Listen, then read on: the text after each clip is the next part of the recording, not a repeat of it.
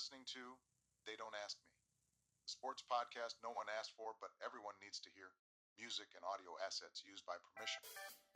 Original content is property of KMFD Consulting LLC. All rights reserved.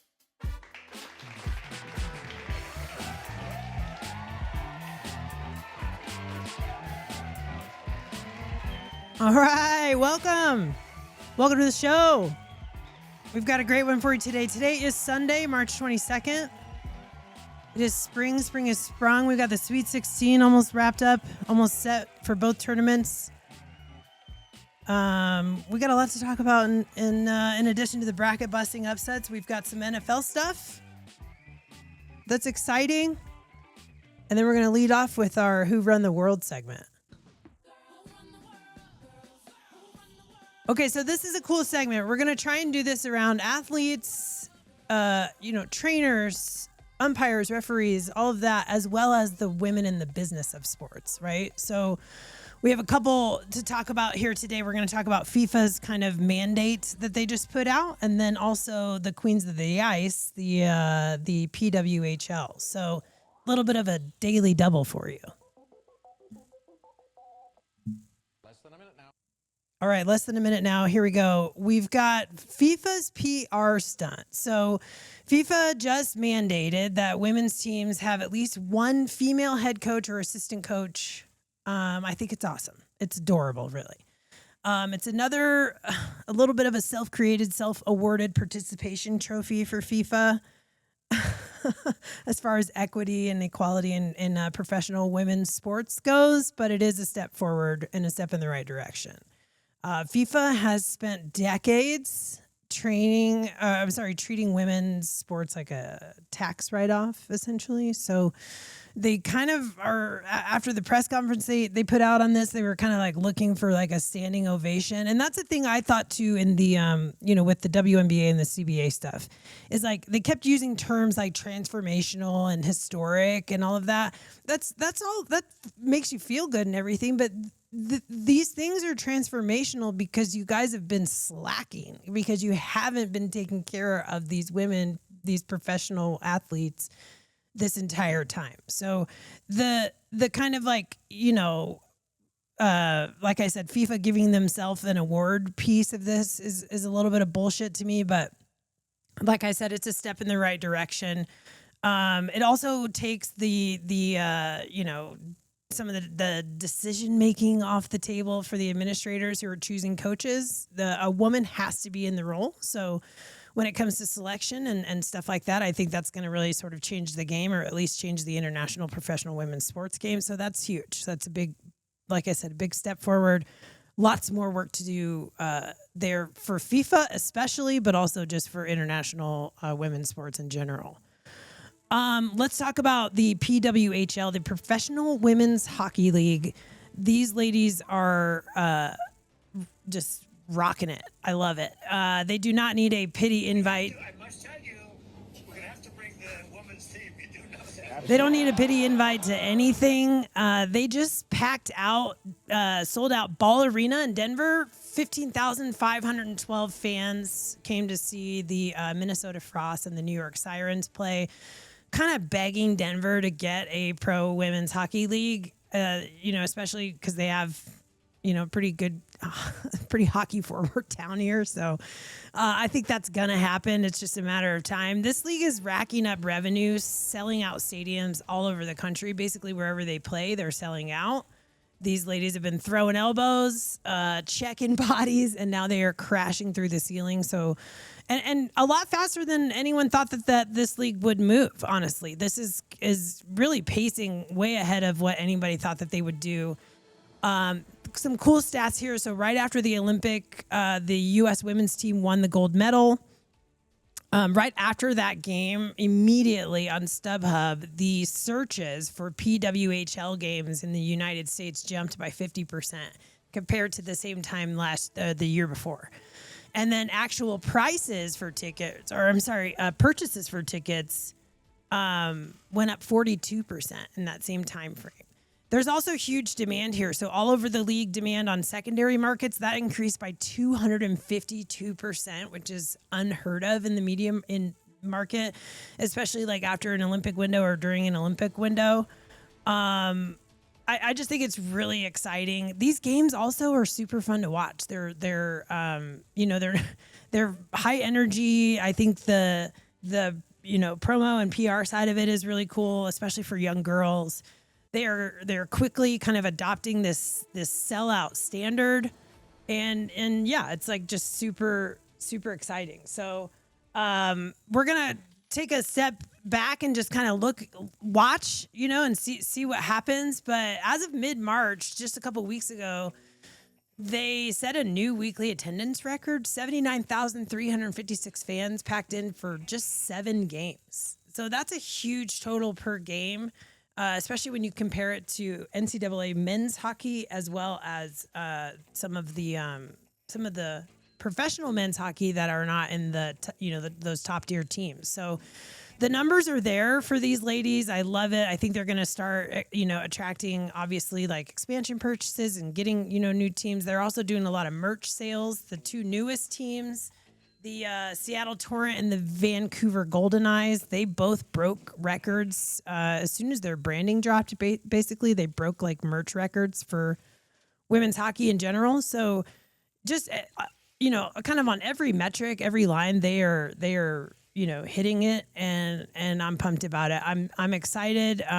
National TV for them too. Their Walter Cup finals will be aired on national TV for the first time. So kind of eliminating this niche label that they got, and I'm really excited for the growth. This is also super cool just for women's hockey across all ages and skill sets, kind of carving out a path here, albeit a super narrow one, for women who master this sport to professionalize their passion. I mean, that's what it's all about. So I'm glad to see it. I'm excited to watch more of it and get more people involved in it. Let's shift gears here. This one's a little near and dear to my heart, actually. We try and really stand behind the values of out and proud in general. And so I like to put organizations at the forefront who honor those values, who create space within their organizations for their players, coaches, administrators, both on the field and at the podium to express those values. And that said, we want to basically honor and congratulate the Miami Dolphins for, their courage and, being confident and recognizing their truth. For years, the Miami Dolphins have been in denial, basically, about being a contender for anything, claiming that they were just one piece away from a championship. And yeah, just recently they have come out of the closet as a rebuilding team. So really proud of the Dolphins, really proud. Now that all the Miami Dolphin fans out there hate me, although some of them can relate, I know. Let's kind of talk about it. The Miami Dolphins are not just in a rebuild here. They're in like a full heated rivalry moment, in my opinion. They're choking on $182 million in dead cap space, paying more for players not to play for them than 12 Major League Baseball teams pay their entire active rosters. This off season, the Dolphins, they kind of just decided, let's just clean it. Let's clean the house, right? So Tua, Tyreek, Minka, Jalen Waddle, Bradley Chubb. One that I'm not sad about at all is Kohu, cornerback who signed with the Chiefs. They really have just kind of stripped it all down, and they've done it also on the administrative side and on the coaching side too. They've got a lot of movement and changes in there. Full intention is to rebuild. I think they were a little cagey about that in January. They kind of psyched Mike McDaniel out, thinking he was going to be involved in the GM decision, and then it was like, oh, we have a GM, and now you're fired. But now John Eric Sullivan, their new GM, he is really sort of waving this pride flag out here. I expect them to be wheeling and dealing right up until the end of the trade deadline in November. yeah, they are going to be kind of moving and shaking, and they really are. You can tell looking at 2027. They have 11 draft picks in this upcoming draft. So just look for Miami to make some splashes out there. We see you, Miami. We're proud of you. Good job out there, and we'll see you in 2027. Okay, let's get into some other NFL stuff. We'll talk a little bit about now that all the Miami Dolphins fans are pissed off at me, I'll piss off the Eagles fans next. Let's talk about the red rifle and the Philadelphia identity crisis here. This one is a tough one for me. I'm gonna lead it off like this. The phrase traded for Andy Dalton has never brought anyone any comfort. Full stop. That's it. Not even in 2019. The 38-year-old red rifle can still sling it, but for the Eagles, he is not the football version of the Red Ryder BB gun from A Christmas Story. And while Howie Roseman has been dreaming of a reliable carbine action range model rifle backup quarterback, I think he kind of shoots his eye out on this one. You'll shoot your eye out, kid. Look, just think about the comparability here between the two players. I mean, Jalen is a dual threat force under center. Do not get me wrong, right? But slating a backup quarterback for him with the escapability of a statue in a hall of mirrors, I'm not sure this helps Jalen Hurts play outside the mentality that he has to do it all. And that was part of the problem last year, if you think about it. Like, if you look, hold on, Eagles fans, hold on. If you think about it, okay, look back at their bad games last year, which there were more of them than their record reflects, to be honest, and Eagles fans already know that. The games where, Jalen and Saquon were sort of forced to create in the moment, those seem to be the least successful moments of the games and least successful, moments of their dynamic in the game. If Jalen Hurts goes down this year, the Eagles are not just sliding Andy Dalton into the DMs of backup quarterback here. They have to change like the laws of physics for their entire offense. That's the thing.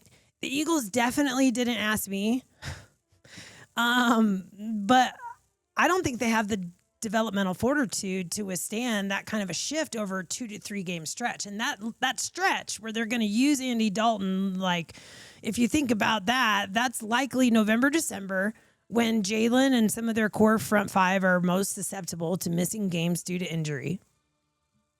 Andy Dalton is not going to get you through those tough spots in Philadelphia.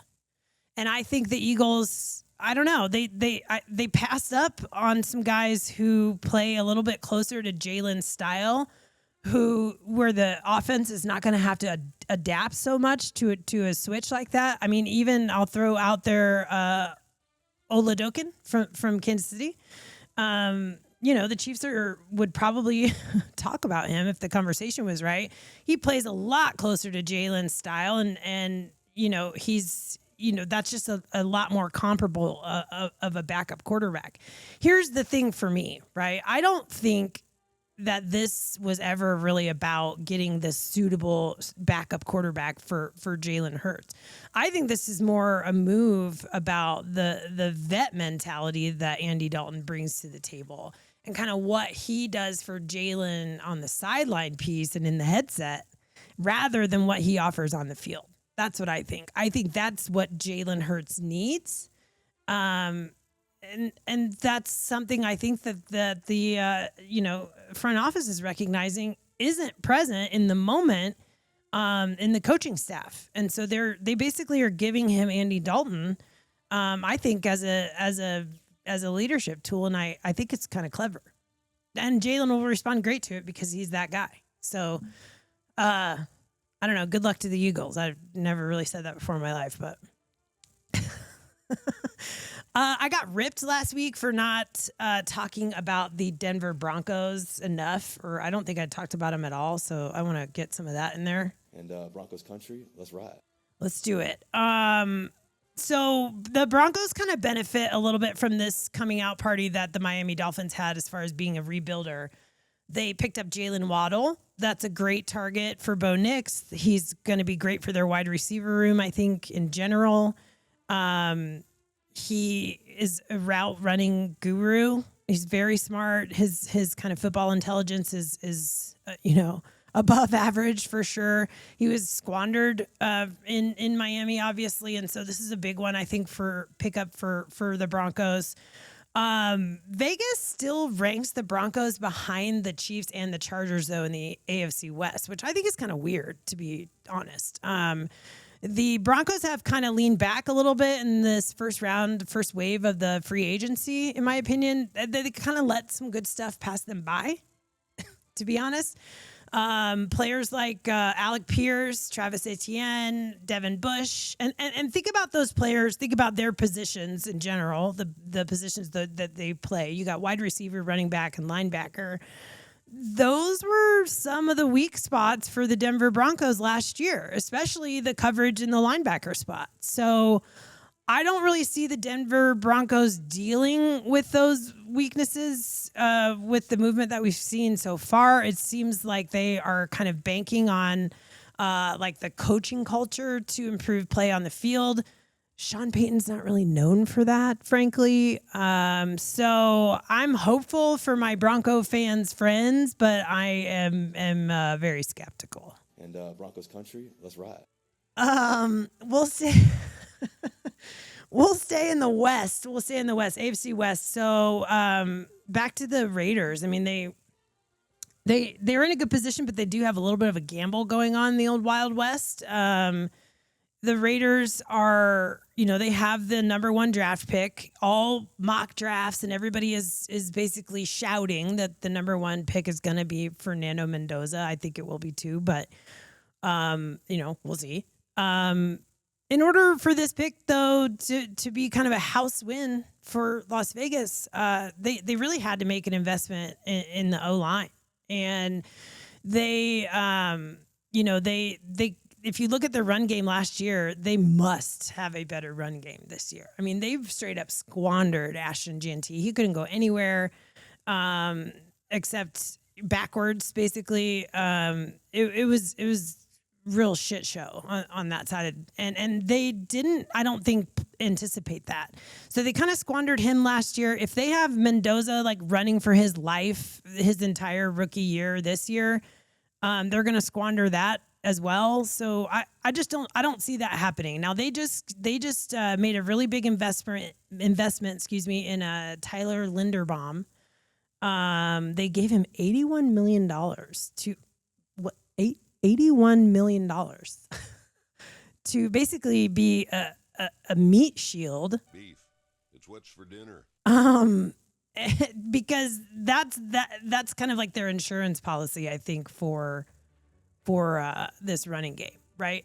You don't put $81 million just to protect a rookie QB's blind side. That is money that you're paying so that a generational running back like Ashton Jeanty doesn't have to dodge a nose tackle in his own backfield. That is that insurance that they've needed. I think they need a little bit more. I think they need to shore up the rest of their front five and kind of bookend it with some kids from the draft. I like, Francis Mauigoa from Miami. I like Bo Stevens from Iowa would be a great look for Miami. I'm sorry, not for Miami, for the Raiders. If they don't move some furniture around on that front line, though, they're basically walking into a knife fight with a balloon. And I don't think they want to do that. They didn't ask me, but I don't think they want to do that. So more to come on the Raiders. We'll see, but it looks like Mendoza is going to end up there, and then it looks like they are already kind of moving these chess pieces around to make that work. So AFC West, I think, is going to be the most competitive division in the NFL. I'm obviously biased being a Chiefs fan and everything, but I just think this year the AFC West is really going to be the league to beat, and that league itself is going to be up, down throughout the season as well. So I'm excited about it. All right. I guess we'll talk about the madness, the March Madness, and why they call it madness. There were some definite upsets both sides of the bracket. Now the TDAM podcast brackets are up on our website. They are also not very good, so don't bank on them. I think our men's bracket's not terrible, but the ladies bracket's pretty much busted. But let's get into it.